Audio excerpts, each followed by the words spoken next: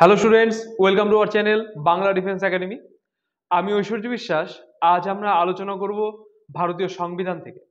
তো ভারতীয় সংবিধানে এসএসসি জিডি যে প্রিভিয়াস ইয়ারের ক্লাসগুলো আমরা করছিলাম তার কিন্তু আজ পঞ্চম ক্লাস, অর্থাৎ ক্লাস 5। তো খুবই গুরুত্বপূর্ণ একটি ক্লাস, তোমরা অবশ্যই মিস করবে না ক্লাসটি। প্রত্যেকটা প্রশ্ন পড়বে, দরকার হলে 25টা প্রশ্নের জন্য 25টা স্ক্রিনশট নেবে। প্রত্যেকটা প্রশ্নই প্রিভিয়াস ইয়ার থেকে নেওয়া, ঠিক আছে? অবশ্যই স্ক্রিনশট নিবে প্রত্যেকটা প্রশ্নকে। তো চলো শুরু করা যাক। তো প্রথমে আমরা কিন্তু একবার রুটিনটা দেখে নেব, যে আমাদের যে রুটিনটা রয়েছে।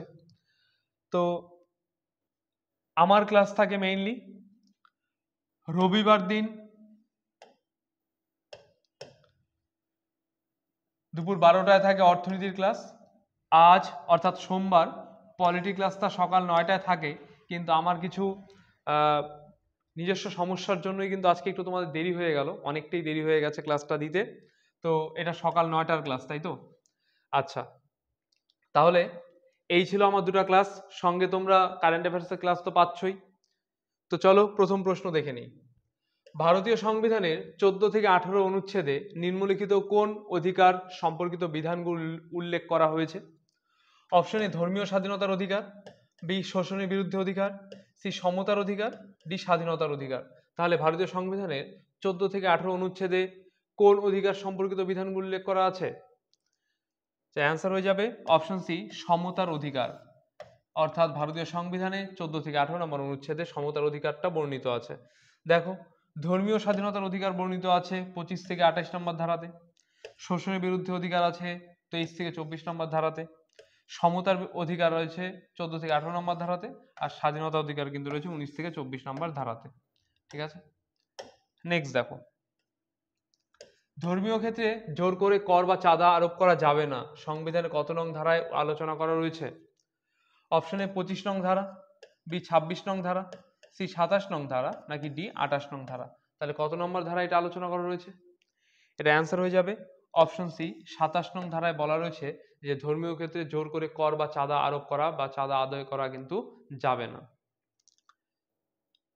নেক্সট দেখো, ভারতের রাজ্যসভার অর্থাৎ council of states presiding officer কে? ভারতের রাজ্যসভার, সরি রাজ্যসভার তো না, রাজ্যসভার অর্থাৎ কাউন্সিল অফ স্টেটস এর প্রিসাইডিং অফিসার কে? অপশন এ প্রধানমন্ত্রী, বি উপরাষ্ট্রপতি, সি স্পিকার, ডি রাষ্ট্রপতি। তাহলে ভারতের রাজ্যসভার কাউন্সিল অফ স্টেটস এর প্রিসাইডিং অফিসার কে? এটা প্রিসাইডিং অফিসার হবেন অপশন ডি উপরাষ্ট্রপতি। ভারতের উপরাষ্ট্রপতি ভারতের সংবিধান অনুসারে ভারতের ক্ষমতার দ্বিতীয় প্রধান ব্যক্তি। তিনি পদাধিকার বলে ভারতের রাজ্যসভার চেয়ারম্যান ভারতের উপরাষ্ট্রপতি পদে প্রার্থীকে ভারতীয় নাগরিক এবং 35 বছর বয়স্ক এবং রাজ্যসভার সদস্য নির্বাচিত হওয়ার যোগ্যতা সম্পন্ন হলেই কিন্তু সে একজন উপরাষ্ট্রপতি হতে পারবেন। নেক্সট প্রশ্ন, কত সালে সুপ্রিম কোর্টের রিপোর্টের উপর ভিত্তি করে ভারতীয় সংবিধানের মৌলিক অধিকারগুলি যুক্ত করা হয়? 1945 সালে, বি 1947 সালে, সি 1950 সালে, নাকি ডি 1955 সালে? তাহলে এটা অ্যান্সার হয়ে যাবে অপশন এ 1945 সালের অধিকারগুলির উপর ভিত্তি করে কিন্তু ভারতীয় সংবিধানে মৌলিক অধিকারগুলি যুক্ত করা হয়। নেক্সট প্রশ্ন, ভারতের সংবিধানের প্রথম সংশোধনী প্রথম কত সালে করা হয়েছিল? সংশোধনী 1954 সালে, 1950 সালে, অপশন ডি 1959 সালে, নাকি অপশন ডি 1951 সালে? তাহলে ভারতের সংবিধানের প্রথম সংশোধনী কত সালে করা হয়েছিল? এটা অ্যান্সার হয়ে যাবে অপশন ডি 1951 সালে। ভারতের সংবিধানের প্রথম সংশোধনী 1951 সালে করা হয়েছিল। প্রথম সংশোধনীতে ভারতীয় সংবিধানের নবম তফসিল যোগ করে এটি বাক ও মতামত প্রকাশের স্বাধীনতাকে সীমিত করেছে। ঠিক আছে, নেক্সট প্রশ্ন, কোন সংগঠন সর্বপ্রথম ভারতবর্ষের সংবিধান রচনার উদ্দেশ্যে একটি গণপরিষদ গঠনের দাবি জানায়? এটা কিন্তু কি বলা আছে, কোন সংগঠন, একটা দল, ভারতীয় জাতীয় কংগ্রেস, হিন্দু মহাসভা, স্বরাজ্য পার্টি, নাকি কমিউনিস্ট পার্টি অফ ইন্ডিয়া? তাহলে এটার ক্ষেত্রে অ্যান্সার কিন্তু হয়ে যাবে অপশন সি স্বরাজ্য পার্টি বা স্বরাজ্য দল প্রথম কিন্তু ভারতবর্ষের সংবিধান রচনার উদ্দেশ্যে একটি গণপরিষদ গঠনের দাবি জানায়। নেক্সট প্রশ্ন, ক্রিপস মিশন কত সালে ভারতে আসে? 1932 সালে, 1922 সালে, 1952 সালে, নাকি অপশন ডি 1942 সালে? তাহলে ক্রিপস মিশন কত সালে ভারতে আসে? এটা অ্যান্সার হয়ে যাবে ক্রিপস মিশন কিন্তু 1942 সালে ভারতে আসে। দেখো, ভারতের সংবিধানের উপর ব্রিটিশ সরকারের খসড়া ঘোষণার বিষয়ে সমস্ত দলের প্রতিনিধি ভারতীয় নেতাদের সাথে আলোচনা করার জন্য ক্রিপস মিশন ভারতে আসে। ক্রিপস মিশন ভারতে আসার সময় লর্ড লিনলিথিগো ভাইসরয় ছিলেন। 1942 সালে ক্রিপস মিশন ভারতে আসার কালে উইনস্টন চার্চিল ইংল্যান্ডের প্রধানমন্ত্রী কিন্তু ছিলেন। ঠিক আছে, উইনস্টন চার্চিল তাহলে ইংল্যান্ডের প্রধানমন্ত্রীও ছিলেন। নেক্সট দেখো, ভারতীয় সংবিধানের প্রধানমন্ত্রী কোন দেশের সংবিধান থেকে গৃহীত? অর্থাৎ ভারতীয় সংবিধানের যে প্রধানমন্ত্রীর ধারণাটি, কনসেপ্টটা, সেটা কোন দেশ থেকে নেওয়া হয়েছে? Option A Britain, B Australia, C Ireland, D Germany. তাহলে এই ভারতীয় সংবিধানের প্রধানমন্ত্রীর যে ধারণাটি, এটা নেওয়া হয়েছে অপশন এ ব্রিটেন থেকে। ঠিক আছে, ব্রিটেন থেকে নেওয়া। নেক্সট প্রশ্ন, সংবিধানে বিভিন্ন উপায়ে সরকারের ক্ষমতাকে সীমিত করে। সরকারের ক্ষমতা সীমিত করার সবচেয়ে সাধারণ উপায় হলো নির্দিষ্ট কিছু লঙ্ঘন করার জন্য নির্দিষ্ট করা, যা আমাদের সকলের নাগরিক হিসাবে আছে এবং যা কোনো সরকারকে কখনোই অনুমোদিত করা যায় না। অপশনে মৌলিক অধিকার, বি রাষ্ট্রীয় নীতি নির্দেশমূলক নীতি, সি অর্থনৈতিক কর্তব্য, ডি মৌলিক কর্তব্য। তাহলে এটা অ্যান্সার কিন্তু হয়ে যাবে অপশন এ মৌলিক অধিকার। দেখো,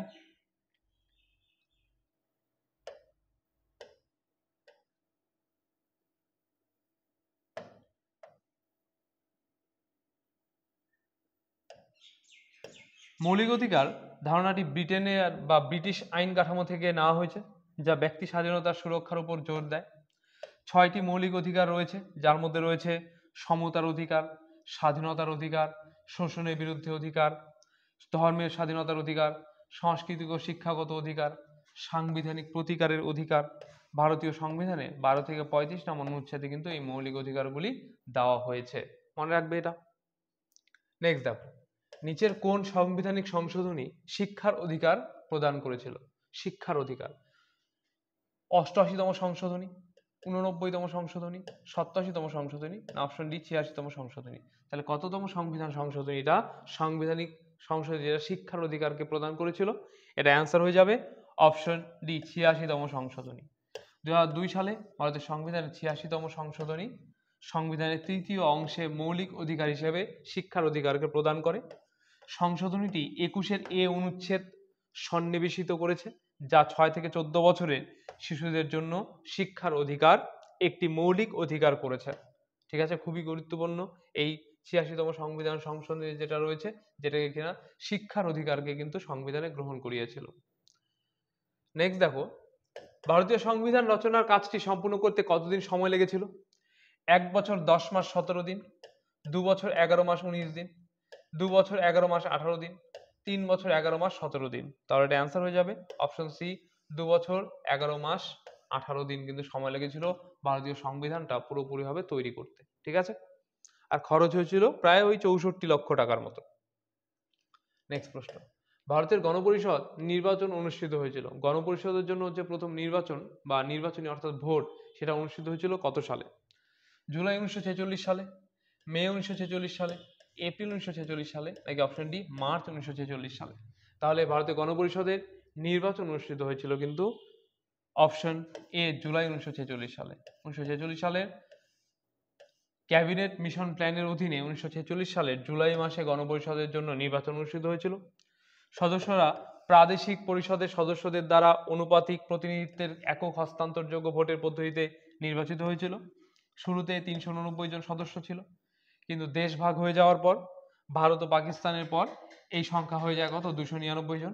বাকিরা পাকিস্তান প্রদেশে কিন্তু তারা স্থানান্তরিত হয়ে যায়, এই জন্য এই পরে 389 থেকে হয়ে যায় 299 জনে। ঠিক আছে, নেক্সট প্রশ্ন, নির্দেশনামূলক নীতিকে নোবেল ফিচার্স বলে বর্ণনা করেছেন কে? জওহরলাল নেহরু, বি আর আম্বেদকর, কে টি সাহা, ডি উপরে সবকটি ভুল বা উপরে কেউ নন। তার নির্দেশনামূলক নীতিকে নোবেল ফিচার্স বলে অবহিত করেছেন কে বা ডিপিএসপি কে? এর অ্যান্সার হয়ে যাবে অপশন বি বি আর আম্বেদকর। তিনি কিন্তু নির্দেশনামূলক নীতিকে নোবেল ফিচার্স বলে বর্ণনা করেছেন। নেক্সট প্রশ্ন, ভারতীয় সংবিধানের কোন অংশে রাজ্যনীতি নির্দেশমূলক নীতির সাথে সম্পর্কিত? পার্ট 2, পার্ট 4, পার্ট 1 নাকি পার্ট 5? তাহলে রাজ্যনীতি নির্দেশমূলক নীতির সাথে সম্পর্কিত কোন পার্টটি বা কোন অংশটি? অ্যান্সার হয়ে যাবে অপশন বি পার্ট 4। অনুচ্ছেদ 36 থেকে 51 অনুচ্ছেদের অধীনে প্রদত্ত নির্দেশমূলক নীতির প্রয়োগ সম্পর্কে কথা বলা হয়েছে, যেটাকে কিনা ডিপিএসপিও বলা হয়, directive principle of state policy. Next প্রশ্ন, ভারতীয় সংবিধানের নিম্নলিখিত ভাগগুলির মধ্যে কোনটি সংবিধান সংশোধনীর সাথে সম্পর্কিত? দেখো, প্রথমটা আছে 21 নম্বর, বি রয়েছে 19 নম্বর, সি রয়েছে 20 নম্বর, ডি রয়েছে 22 নম্বর। তাহলে কোন ভাগটির মধ্যে তাহলে ভাগগুলির মধ্যে সংবিধান সংশোধনীর সঙ্গে সম্পর্কিত? এর অ্যান্সার হয়ে যাবে অপশন সি, ভাগ 20। সংবিধান সংশোধন বলতে উদ্দেশ্যগুলি বা উদ্দেশ্যের জন্য নির্ধারিত পদ্ধতি অনুসারে সংবিধানে কোনো বিধানের সংযোজন করা, পরিবর্তন বা রদ করার মতো পরিবর্তন করার প্রক্রিয়াকে বোঝানো হয় এই সংবিধান সংশোধনী। ঠিক আছে, নেক্সট দেখো, সাম্প্রদায়িকতার ভিত্তিতে নির্বাচন ব্যবস্থা চালু করার কথা কোন আইন প্রথম উল্লেখ করা হয়েছিল? সাম্প্রদায়িকতার ভিত্তিতে। অপশন এ, ভারতীয় পরিষদ আইন 1909, বি চার্টার আইন 1813, সি ভারত শাসন আইন 1935, এই অপশন ডি ভারতীয় স্বাধীনতা আইন 1947। তাহলে অ্যান্সার হয়ে যাবে অপশন এ, ভারতীয় পরিষদ আইন 1909। তারাই কিন্তু সাম্প্রদায়িকতার ভিত্তিতে নির্বাচন ব্যবস্থা চালু করার কথা প্রথম উল্লেখ করেছিল। ঠিক আছে, যার যেই সম্প্রদায়ের মানুষের প্রাধান্য বেশি, যেখানে লোকজন বেশি থাকবে, সেখান থেকে তাদেরকে প্রাধান্য দেওয়া হবে, তারা ভোটে দাঁড়াতে পারবে। নেক্সট দেখো, 2023 সালে অনুযায়ী 51 এ অনুচ্ছেদের অন্তিম মৌলিক কর্তব্যটি কবে সংযুক্ত করা হয়েছে? 2012 সালে, 2022 সালে, 2002 সালে নাকি 2000 সালে? তাহলে এটা অ্যান্সার হয়ে যাবে অপশন সি, 2002 সালে। ভারতীয় সংবিধানের 51 এ ধারায় শেষ মৌলিক কর্তব্যটি 2002 সালে 86তম সংবিধান সংশোধনী আইনের মাধ্যমে যুক্ত করা হয়েছে। এই সংশোধন ক্লজ কে যুক্ত করে, যা বলে 6 থেকে 14 বছর বয়সের মধ্যে সন্তান বা ওয়ার্ডের জন্য শিক্ষার সুযোগ করে দেওয়া প্রত্যেক মা বাবা বা অভিভাবকের কর্তব্য। ঠিক আছে, তাহলে এই যে 51 এ, যেটা কিনা 2002 সালে 86তম সংবিধান সংশোধনীর মাধ্যমে যুক্ত করা হয়েছে, যেটা ক্লজ কে তে যুক্ত করা হয়েছে ভারতীয় সংবিধানে। ঠিক আছে, চক্রবর্তী রাজা গোপালাচারী কে ছিলেন? প্রথম ভারতীয় গভর্নর জেনারেল ছিলেন, সর্বশেষ গভর্নর জেনারেল অফ ইন্ডিয়া ছিলেন, এ ও বি উভয় ছিলেন, এই অপশন ডি উপরের কোনোটি নয়। তাহলে এটা অ্যান্সার কিন্তু হয়ে যাবে অপশন সি, এ ও বি উভয়, অর্থাৎ প্রথম ভারতীয় গভর্নর জেনারেল ছিলেন, সর্বশেষ গভর্নর জেনারেল অফ ইন্ডিয়াও কিন্তু ছিলেন। নেক্সট প্রশ্ন, ভারতীয় সংবিধানে নিচের কোন অনুচ্ছেদে উল্লেখ আছে যে কোনো অপরাধের জন্য অভিযুক্ত কোনো ব্যক্তিকে নিজের বিরুদ্ধে সাক্ষী হতে বাধ্য করা যাবে না? অপশন এ ধারা 14, অপশন বি ধারা 18, সি ধারা 16, ডি ধারা 20।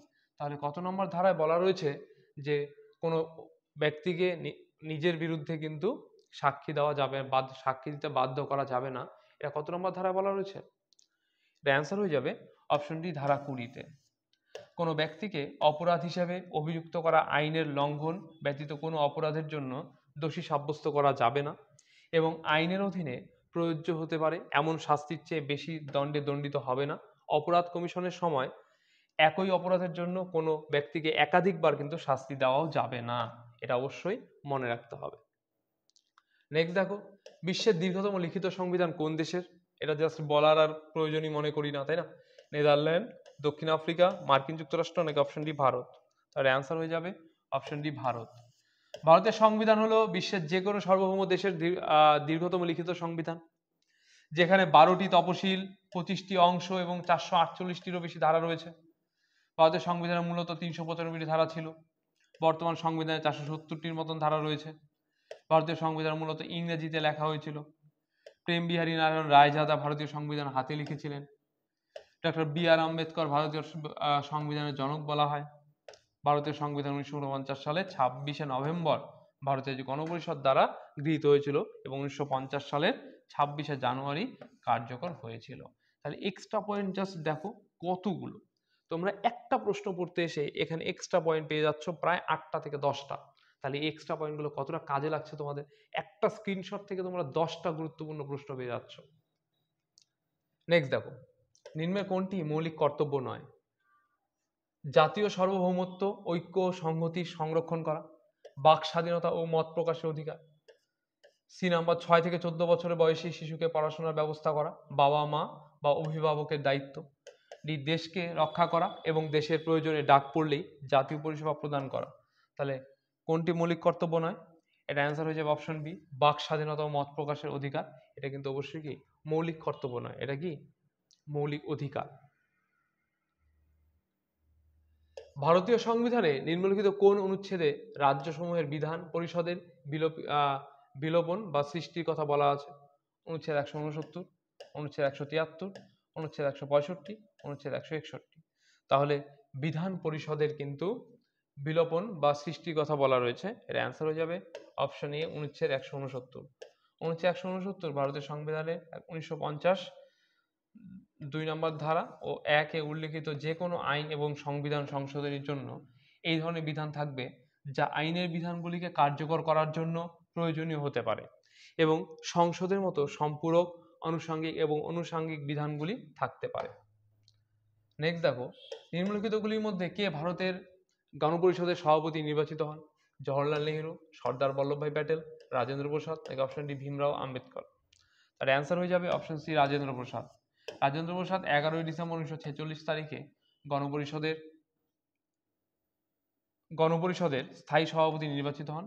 সহসভাপতি ছিলেন হরেন্দ্র কুমার মুখার্জি। সচ্চিদানন্দ সিনহা গণপরিষদের প্রথম অস্থায়ী চেয়ারম্যান কিন্তু ছিলেন। প্রথম সভায় কিন্তু সভাপতিত্ব করেছিলেন সচ্চিদানন্দ সিনহা অস্থায়ী সভাপতি রূপে। নেক্সট দেখো, ভারতের উপরাষ্ট্রপতি কোন আইনসভা সংস্থার পদাধিকার বলে চেয়ারম্যান হিসেবে কাজ করেন? রাজ্যসভা, রাজ্য বিধানসভা, লোকসভা, নাকি রাজ্য আইন পরিষদ? অ্যান্সার হয়ে যাবে অপশনে রাজ্যসভা। প্রতিষ্ঠিত হয় 3রা এপ্রিল 1952 সালে। রাজ্যসভা হলো ভারতীয় সংসদের উচ্চ কক্ষ। ঠিক আছে, লাস্ট প্রশ্ন দেখো, ভারতীয় সংবিধানের 51 এ অনুচ্ছেদ অনুসারে একজন নাগরিকের কতগুলি মৌলিক কর্তব্য রয়েছে? 11টি, 10টি, 15টি, নাকি 5টি? তাহলে অ্যান্সার হয়ে যাবে 11টি কিন্তু একজন ব্যক্তির নাগরিকের মৌলিক কর্তব্য রয়েছে। 1976 সালে 42তম সংবিধান সংশোধনীর মাধ্যমে 10টি মৌলিক দায়িত্ব 4 ভাগে যোগ করা হয়েছিল। 2002 সালে 86তম সংবিধান সংশোধনীর দ্বারা আরও একটি মৌলিক কর্তব্য যুক্ত করা হয়েছিল। এই ছিল তোমাদের পঞ্চম ক্লাসের 25টি গুরুত্বপূর্ণ প্রশ্ন, প্রত্যেকটাই প্রিভিয়াস ইয়ারের প্রশ্ন। প্রশ্নগুলি তোমাদের কেমন লাগলো অবশ্যই কমেন্টসে জানাবে। কোনো প্রশ্ন যদি বুঝতে অসুবিধা হয় বা কোনো প্রশ্ন সম্পর্কে কোনো রকম জিজ্ঞাসা থাকে তাও কমেন্টসে জানাবে, আমরা অবশ্যই তা সলভ করে দেবো। আর তোমাদের সেই সব বন্ধুবান্ধবকে ভিডিওটি শেয়ার করো যারা সামনে এসএসসি জিডির প্রিপারেশন নিচ্ছে, তাহলে তারা বুঝতে পারবে কোন সব চ্যাপ্টারগুলোকে বেশি মানে ফোকাস করতে হবে। আর অবশ্যই আমাদের সঙ্গে জুড়ে থাকো সবসময়। আমরা তোমাদের কিন্তু অবশ্যই সফলতার জন্য আমরা চেষ্টা করব সবসময়। আর তোমাকে ভিডিও শেষ করে দেখার জন্য অসংখ্য ধন্যবাদ। দেখা হচ্ছে আগামী নতুন কোনো ভিডিওতে।